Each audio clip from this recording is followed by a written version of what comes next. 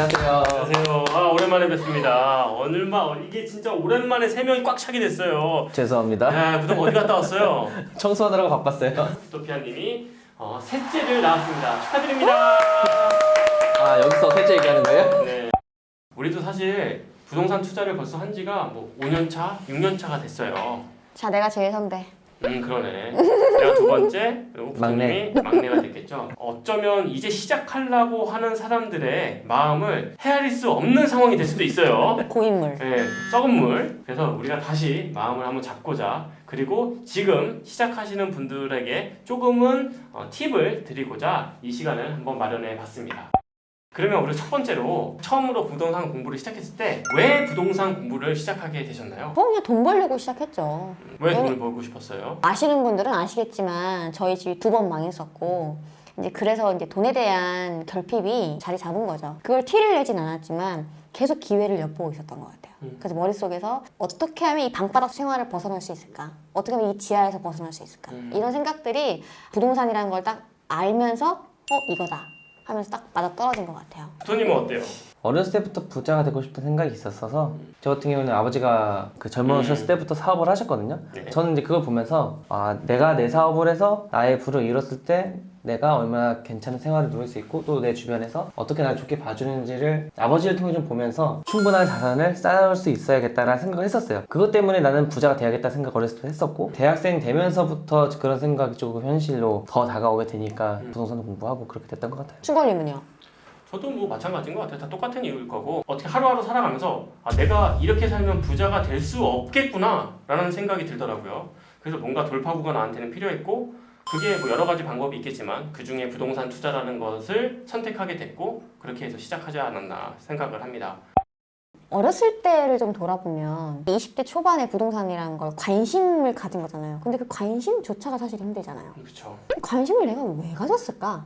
단지 집이 망해서? 가 아니었는데 보면 집이 형편이 괜찮을 때도 부동산에 붙어있는 전단지 있잖아요. 그걸 보면서 왜 이 집은 이 가격일까? 거기서 한참 머물러 있던 생각이 있어요. 그 어렸을 때부터 알게 모르게 관심이 그쪽에 좀 튀어있지 않았나. 두 분은 혹시 어렸을 때 부동산적으로 경험해봤던 것들이 기억에 남는 것들이 있나요? 준걸님은요?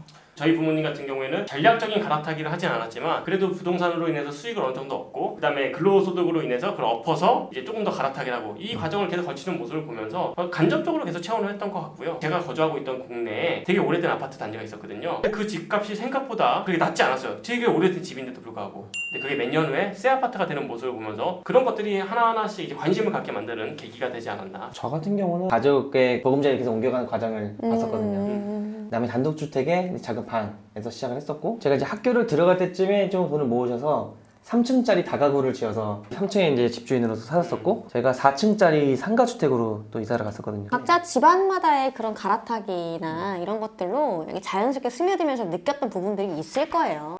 어쨌든 이제 부동산 공부를 시작을 했어요. 그러면 다들 첫 투자라는 잊지 못하는 거잖아요. 맞아요. 또 첫 여자친구, 첫사랑, 그다음에 첫 영화를 봤던 것 등등. 여기서만큼은 첫 투자에 공개하지 않았던 내용들 한번 말씀해 주셨으면 좋겠어요. 저는 주택에서의 첫 투자는 경매로 아파트 낙찰받았던 거 사실 세후로 따지면은 그래도 1,000만 원 이상의 수익을 내긴 했어요. 그때 순간만은 성공적인 투자였는데 지나고 나서 보니까 그때 낙찰받았던 그 아파트가 제 신혼특공 1순위 자격을 박탈했던 사유가 됐었거든요. 그래서 그때는 성공이지만 더 넓은 세상을 보지 못했구나 라는 그런 기억이 나는 그런 물건이었고요. 첫 투자에서 실패했던 사례가 있어요.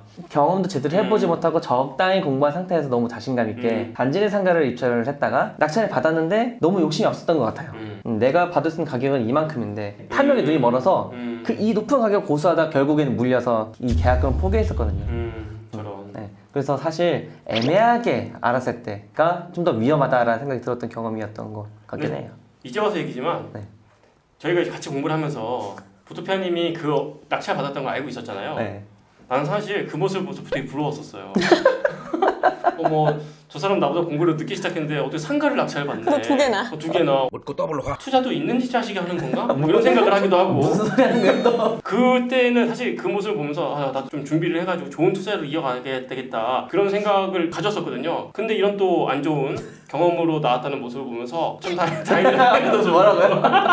네, 굉장히 마음이 아팠던 일인데 1년 이상 놀림을 계속 받고 있어요. 보토님과 같은 시기에 투자를 뭐 두세 개씩 하신 분들이 되게 당당하게 연락이 오셨어요. 비타 씨 이거 한 P 1억에 팔아달라고. 시간이 지났어요. 손님이 안 붙지 당연히. 한 2주 지났나? 비타 씨 한 5천에 팔아달라고. 점점 이게 P 값이 줄어드는 거예요. 나중에는 비타 씨 제 값에 좀 팔아달라고. 근데 그게 왜 그랬냐면 그 직전에 대장주라고 하는 아파트에 단지대장가를 분양을 했었고 거기는 호수가 작았어요. 그래서 거기는 피가 순식간에 5천이 붙었어요. 그 경험을 그대로 갖고 온 거야. 이게 조건이 다른데도. 그러니까 비교 분석이 조금 힘들었던 거였죠. 왜냐면 다들 주택 분야만 투자를 해왔던 18년도 말이었기 때문에 특히 단지대장가에 대해서는 정보력이 없으니까 그래서 실수를 하신 게 아닌가. 그날 너무 기뻐서 장어를 구워 먹었다니까요. 떼돈 벌 줄 알고. 와, 2억 벌었다. 2억 벌었어 이러면서. 네, 두 개니까 2억이다. 아, 예. 네, 그게 한 4마리 먹었으니까 한 마리당 5천만 원짜리 장어였어. 준걸님은 그런 경험? 말하지 못하는. 아, 없어요. 다 말해가지고 너무 많이 해가지고. 다시 한번 말씀드리고 싶은 것은 준비되지 않은 사람한테는 절대 기회가 오지 않는데 대부분 사람들이 준비가 없으면서 기회만 바라보다가 망한다. 라는 게. 최근에 실패한 거 2가지 있잖아요. 또 재밌는 에피소드가 또 하나 있네요. 그런 생각해보니까 모 구역을 처분했어요. 처분했는데 처분할 때 그 사람이 나한테 계약금 다음 날에 잔금을 치르겠다는 거예요. 느낌이 쎄했지. 그래서 부동산한테 잠시만요. 그래서 부동산 물어봤는데 이미 매수가 붙었으니까 자꾸 나한테 솔직한 얘기를 안 했었어요. 그리고 나도 다른 데 투자하고 싶은 마음이 있다 보니까 그래 뭐 어차피 벌었으니까 이제 처분했어요. 그 돈을 통해서 내 실거주 마련하는데 이제 사용을 한 거란 말이에요. 근데 등기 이전하고 하는 다음에 한 달 정도 만에 한 1억 정도가 올랐죠. 그리고 지금으로 봤을 때는 한 1억 5천에서 2억 정도가 올랐어요. 내 집 마련을 2달 정도 뒤에 해둬도 됐었는데 물론 제가 매입한 곳도 올랐어요. 근데 취득세 증가. 취득세 증가도 맞고 그만큼 오르지도 않았고 되게 많이 벌었는데도 불구하고 손해본 기분인 거예요. 진짜 폭망한 투자는 다 아시다시피 지주택인데 지주택은 뭐 토지가 매입한 다음에 사업이 본격적으로 진행된다고 생각하시면 되는데 많은 분들이 토지도 매입이 되지 않은 것에 진입을 했기 때문에 완전 폭망하는 거거든요. 지주택에 들어간 돈이 있는데 그 돈보다 그 모구역에 한 2억 정도 오른 게 더 배가 아프고 더 마음이 안 좋고 뭐 그렇죠. 그래서 어쨌든 여러 가지 경험들을 해서 수익을 꽤나 많이 거두셨던 걸로 알고 있는데 그래서 여러분들 얼마나 버셨나요? 상상 그 이상? 난 받고 더블? 묻고 더블로 가. 귀엽네. 이러려고 질문한 것 같아요. 그러니까! 재미 많이 벌어놓고 뭐 놀리려고. 진짜? 네, 그냥 뭐 괜찮은 수익이었다. 먹고 살만했다. 옷 어디 거 입으세요 도대체? 공부를 하게 되면 손해는 보지 않는다라는 것을 여러분이 저희를 통해서라도 한번 간접 경험을 할 수 있지 않았을까라고 생각이 듭니다.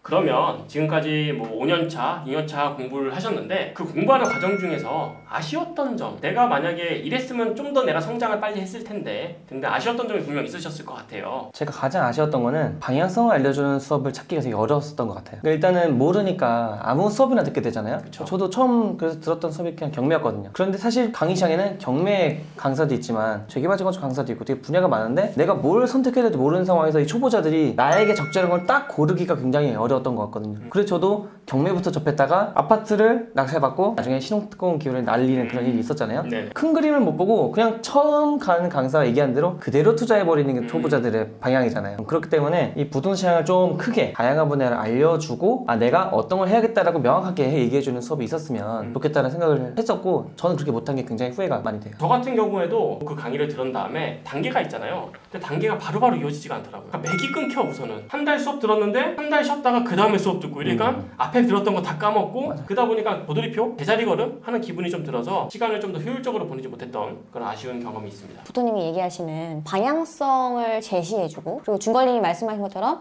맥이 끊겨버리니까 맥락잡기의 종합반이 약간 그런 방향성 이 두 분이 고민했던 나중에 지나고 나서 조금 힘들었던 아쉬웠던 부분들을 좀 여러분들은 아쉽지 않게 하기 위해서 만든 것 같고요. 이제 시작하시려고 하시는 분들이 계시다면 한 번쯤은 도전해 보실 만하고 저희가 그동안에 아쉬웠던 것을 다 녹여서 종합반을 준비했으니까요. 한번 신청하셔도 후회하지 않으실 거라고 확신을 합니다. 이하동문입니다. 네, 네. 안녕히 계세요.